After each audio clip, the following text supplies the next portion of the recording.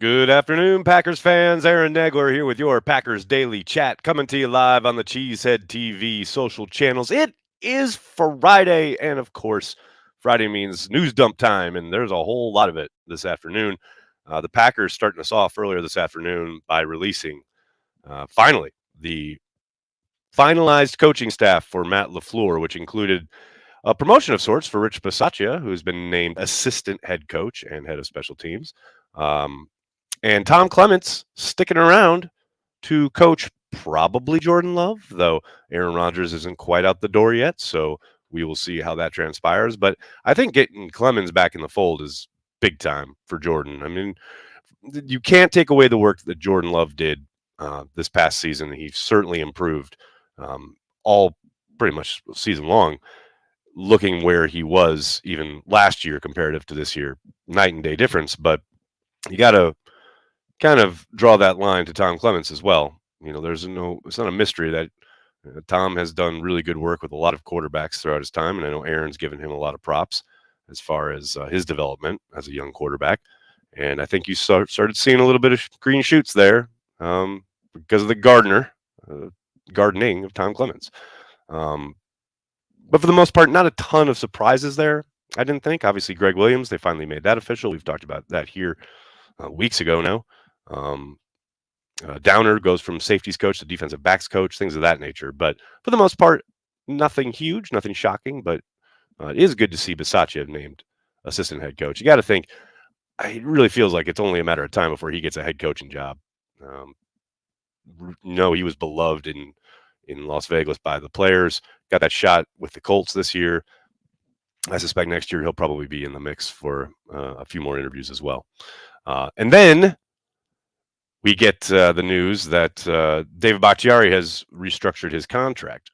So they didn't add any void years, which has kind of been the MO whenever they've touched Bakhtiari's contract. And, basically taking bonus money and reducing his salary to the vet minimum and turning all that money into a signing bonus, which means they can prorate it over the length of the deal. But the length of the deal is just next year. That cap hit next year is like $40 million. Needless to say, something will be done with Bakhtiari's contract this time next year. And I just want to address, because I'm sure it's going to be brought up. I've seen it on Twitter a bunch. I think I've seen it in the mentions here already. They are no doubt going to keep their options open involving a trade with Aaron Rodgers. I don't think David Bakhtiari is going to be part of those conversations. Never say never, though. But I would be not going to say shocked, but I'll be very surprised if Bakhtiari is moved. And I know there are people positing that the restructure makes it easier to trade him, et cetera, et cetera. That may be true, but I don't think that's the avenue the Packers are going down. But you never know. Other breaking news, of course, right before I went live, is that the Bears have traded with the Panthers down to 9, and the Panthers jump up to 1 to get presumably their quarterback, whoever that might be. So the Bears are cooking with gas, tons of draft capital. They got $100 million in cap space, and you know what? They still suck because they're the Bears. So looking forward to watching them flame out spectacularly and screw all of that up. It's going to be a lot of fun. Then finally, of course, Mark Murphy's comments at the WIAA girls basketball tournament in Green Bay. He was asked by a couple of different news outlets about, obviously, Aaron Rodgers and his talking to the Jets, and he confirmed, yes, the Packers gave him permission, and danced around a little bit the question of Aaron Rodgers returning to Green Bay. I'm not going to go line by what he said. It is fascinating to me, though, to watch the tweet or tweets, plural, dictating what Mark Murphy said, and then the reaction to them being completely over the top and ridiculous comparative to when you actually watch the video and see the context of how he was saying what he was saying. And this is an age-old Twitter thing. Like I did a video ages ago. I remember when Brett Favre said something to, I think it was Julius Peppers on the field after a game, and it got blown up on Twitter as this great drama, when in actuality it was just two dudes going, "Hey man, I'll see you later," something like that. And Twitter turned it into this monster thing. And look, I understand the frustration for Packers fans of Mark Murphy making it pretty damn clear that the Packers are ready to turn the page. And basically maybe not punting on, but really, really loosening their grip on any kind of leverage they have with the Jets when it comes to talks about compensation. But let's call a spade a spade. Mark Murphy's just telling the truth. I got no problem with anything he said in either any of those interviews that I saw. People are want to like kill him for, like I said, like losing whatever leverage. Man, the Jets and the Packers have certainly talked and have a framework of the idea of what they're thinking of when it comes to a trade of Aaron Rodgers. And anything Mark Murphy is going to say in any of those interviews in Friday afternoon, it's not going to blow things up. It's not the Jets are going to turn around and go, well, we were going to give you a first round pick, but look at these quotes from Mark Murphy. I think you'll take a fourth and like it. It's just not happening. I know we all have to get outraged about things, and we all have to pump up the drama and the narratives, and I get it. I understand it. That's what we're doing here on the old internet, but yeah, I don't buy it. Hello to everybody in the comment section. So good to see everybody. Sorry for the late start. I've had a hell of an afternoon. Spent a good chunk of it on the BQE, which was basically a parking lot due to a crash of a car and two cabs. And I was on my way to pick up Violet in Brooklyn. And then on my way back, that crash was still there and hadn't been cleared at all. And there weren't even anybody, like there was no cops. There were no MT, like nothing. Nobody, like they just left the cars. The cars were just sitting there on the BQE. So yeah, that was my afternoon. It was a good time. It's a love day. Attorney Cooper knows what's up. Kevin, thanks for super chat. I think 12 is petty enough to just retire, just to spite Woody Johnson from being the head of Johnson and Johnson. He's not the head of Johnson. He is family that inherits the name and the company, but not the head.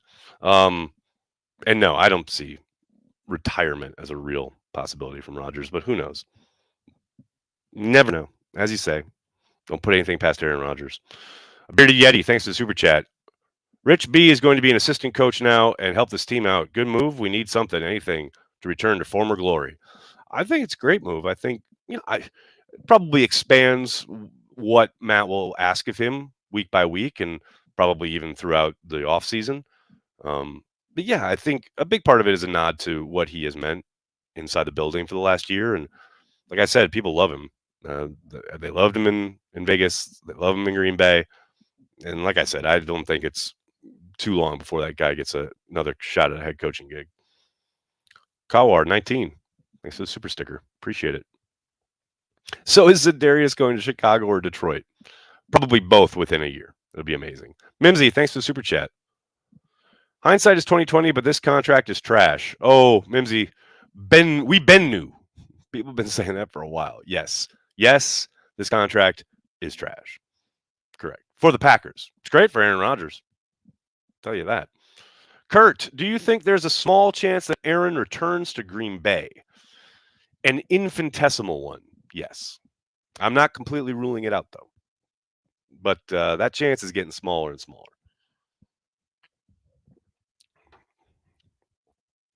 Dave, thanks to Super Chat. Can't wait to find out eventually what the process of how the Packers internally decided to sign 12 to that extension.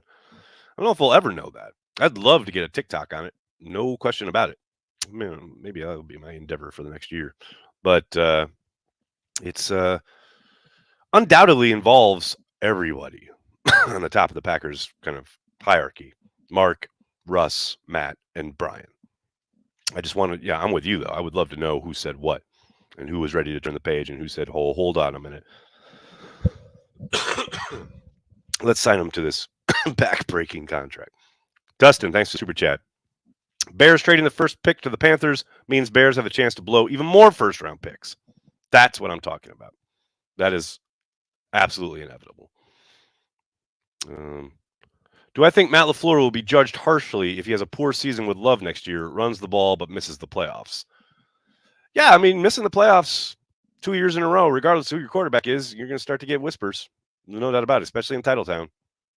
I do think a lot of it depends on the context, right? If they struggle early and then kind of gel late and make a run and still miss the playoffs, like I could see the hope, going into the next season that changes the narrative rather than say they're just terrible all year, or even they start hot and then fizzle out.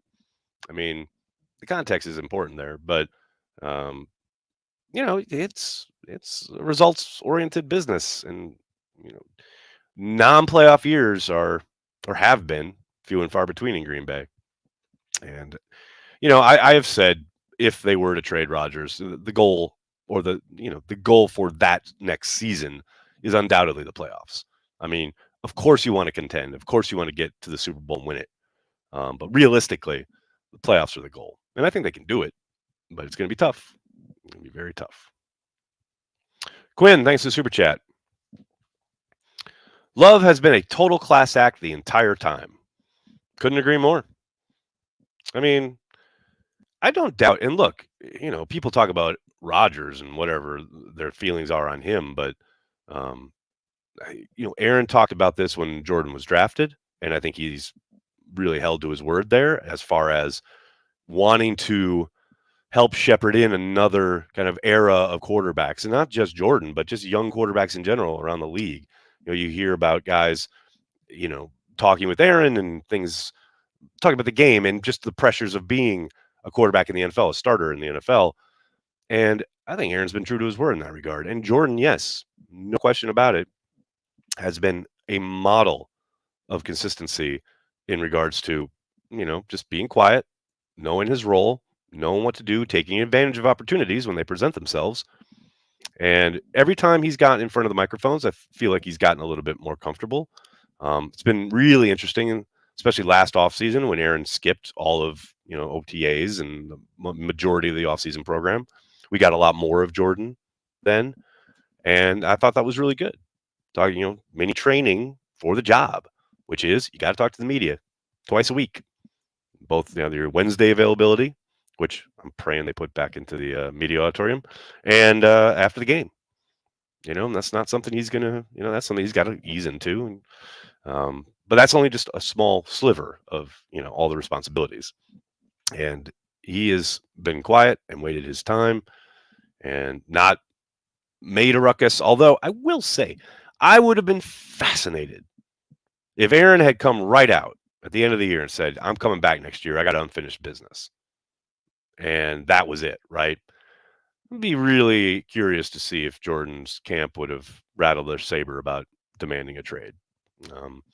But doesn't sound like we're going to have that problem. Sure feels like Jordan is about to be the starting quarterback of the Green Bay Packers. 69's deal redone for cap relief. Yes, we talked about it. Absolutely. As usual, no void years added. What else we got here, folks? Luke, thanks to Super Chat. I know there's a ton going on in Packerland, but I need a hard-hitting answer. Have your daughters moved on from cheese pizza? Nope. But funnily enough, thanks to my oldest, no pizza night tonight because we were going to see a movie. So when the Rodgers news breaks between 7:20 and 9, you can thank me because it'll absolutely happen while I'm at the movies. No doubt.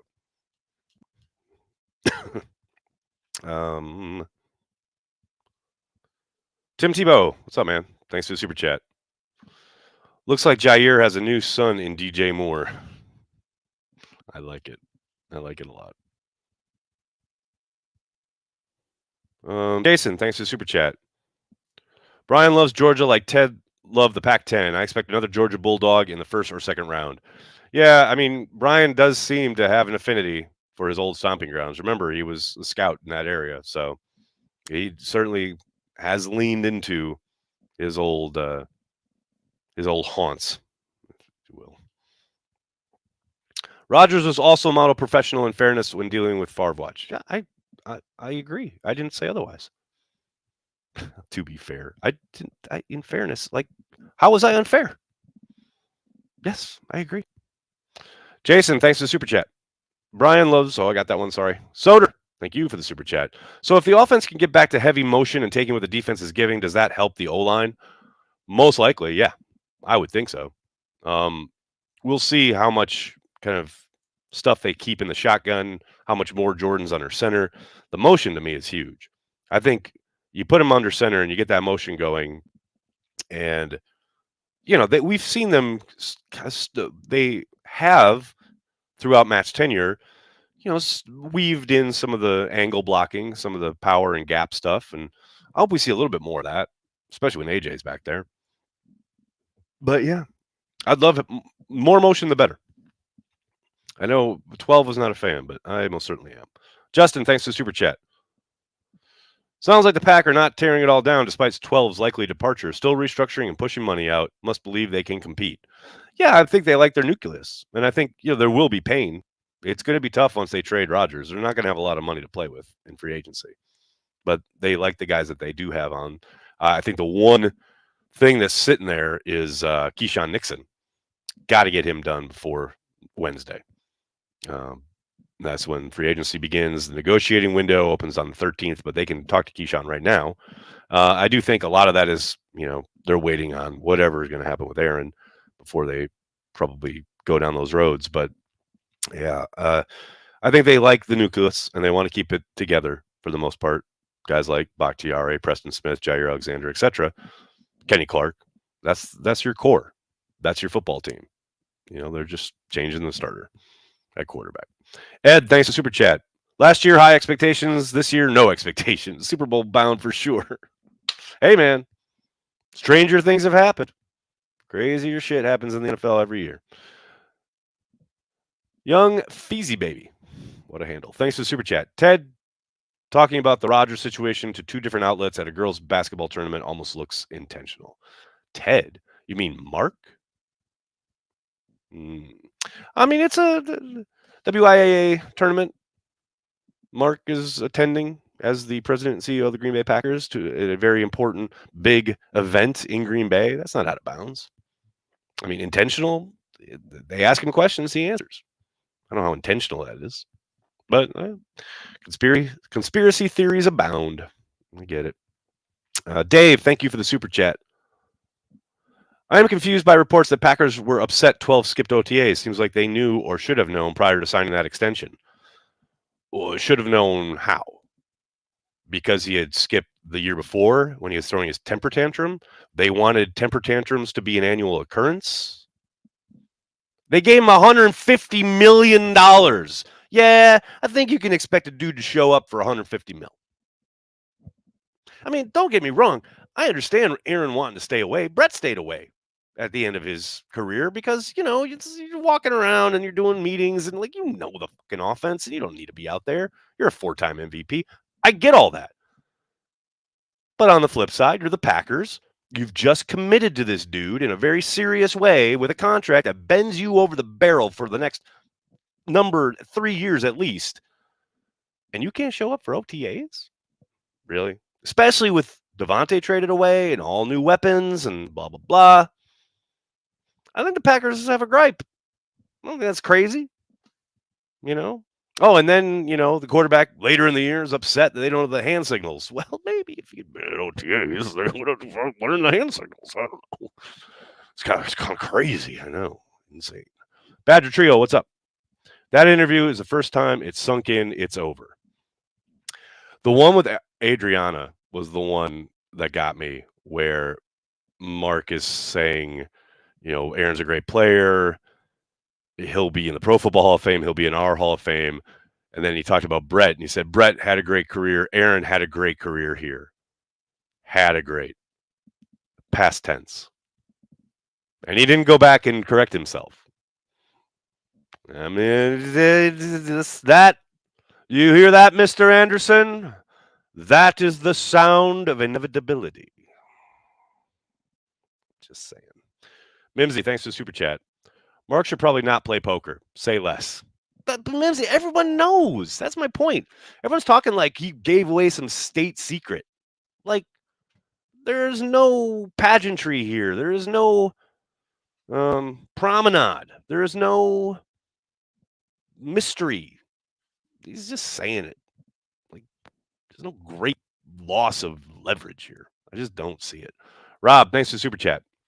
Looking forward to a quarterback who might fully run Matt LaFleur's system. I'm looking forward to finding out what is Matt LaFleur's system. I'm down with it, baby. Let's go. Mm. Andrew, have we reached the point of no return yet with Rodgers? I can't tell how much of the Jets stuff is talk. Oh, they're well down the runway and they're about to take off. It's going to take a major pulling of some big lever, and maybe uh, what was the old Jerry Glanville thing when Favre was on the bench? It's going to take 2 car crashes and a plane crash to get you on the field.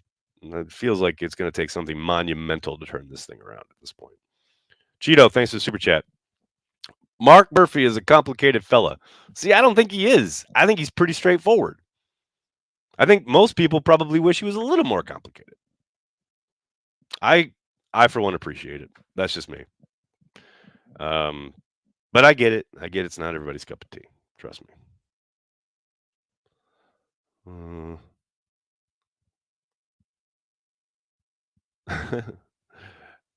uh, Andrus, thanks for the super chat. I actually appreciate someone in the Packers side showing they've tried and ready. They're tired and ready to move on. Don't get why people are upset at Murphy. Yeah, I don't. Did he come off as tired? I don't know, but I hear what you're saying. Like it's nice to hear from someone with the Packers. And I'll say this, and I just said this on the radio a little bit ago. Um, Mark Murphy made it very clear when he separated the powers, so to speak, and tried to eliminate the silos when he changed the power structure and put himself on the top of football. These are the moments where you should be hearing from Mark Murphy. This is going to be a major transition. And, as much as Brian is in charge of the roster and Russ is going to make the contracts work and Matt's going to coach him up and whatever, like this is Mark's call in the sense that he will soon, in the next 2 years, have to retire by the bylaws of the Packers. And he has now signed Matt and Brian to contract extensions and will oversee the transition to Brian's handpicked successor at quarterback in Jordan Love. This stretch here, these next 3 years or so, will undoubtedly go a long way in cementing whatever his legacy is going to be on the football side.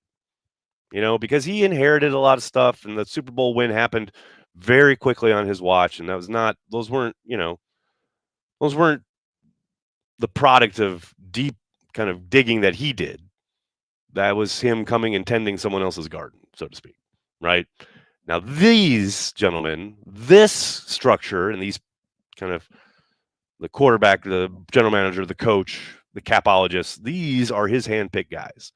And these are the guys that will define on the football side. I think on the business side, it's very clear. Titletown, expansion of Lambeau, all of that has been a huge success. And that is Mark's legacy business-wise. But on the football side, this is his group. So I appreciate that he's out there giving some quotes and talking about it because God knows, you are the publicly owned team, the one publicly owned team. It's nice to get a little bit of accountability and nice to hear from the person in charge. That's just me. Atomic, thanks to the super chat. Packers walkout music next year when Love comes to Titletown. Get it? Get it? I like it. Dustin, thank you for the super chat. Seems like less Packers fans are pissed about Rodgers leaving than when Favre left. Is it because Favre was loved more or fans trusting the process? I don't know, man. I think there's a push for change and, repeatedly coming up short in the playoffs. Not Rodgers' fault, at least not mostly. I think it's just time for a change and try and make something else work. I think I've talked about it a lot. Like the idea of kind of clinging to Rodgers and hoping you make it work rather than turning the page and trying to build something new and new direction, hope, future, all of that rather than clinging to the past. Favre was loved because he helped bring the Packers out of the dark ages, and I talked about this, I think it was yesterday. Jordan has an exponentially easier job than Aaron does or did coming in that transition. And neither of them are even close to having to deal with the shit that Brett had to deal with when he was coming up, just because of where the Packers were and how bad they had been and things of that nature. I think there was a huge, very special connection to Brett in his playing days. Those are long, long gone. Robert, thanks for the super chat. So now we can finally look forward to Rodgers joining a Cheesehead TV watch party this season to cheer on his buddies. That would be amazing. That would be fucking amazing. But that's never going to happen. That'd be hilarious, though. No, we can finally get him on Packer transplants. It only took 19 years. Can't wait. Mimsy, thanks again. Seems more likely the trade comp value is mostly in shedding the contract versus getting picks. Good luck to Goot because those are tough optics. Yeah, I think that's 100% where it's headed. I do think I'm going to be surprised if they get that first round pick from the Jets, 13th overall. I'm going to be very surprised if that's part of the package. I do think a large chunk of it is getting that contract off the books, eating that cap, that dead cap, and turning the page, getting to Jordan and building for the future. It just sucks because last year it would have been an entirely different story. And that is going to haunt Brian and the Packers for quite some time. No question about it. Now, the one way you make all of that go away is win, right? Jordan's good. They win games. No one's going to care, essentially. But man, that is going to be a talking point for a while. No question about it. All right, everybody. I'm going to have to get going. I can't thank you enough for hanging out, talking Packers each and every day, Monday through Friday, right here on the Cheesehead TV social channels. Oh, Rob's got one final super chat. What's up, buddy? Thanks to Cheesehead TV and for all you do. Thank you, Rob. Really appreciate it, man. Like I said, going to the movies with the girls tonight. I fully expect Rodgers news to break while I'm in the movies. However, if they break later tonight or over the weekend, I will be live. So make sure you're subscribed and tell your friends and tell your family. Cheesehead TV, we are devoted to Green Bay Packers fans worldwide. Thanks a lot, everybody. Have a great night. Go Pack, go.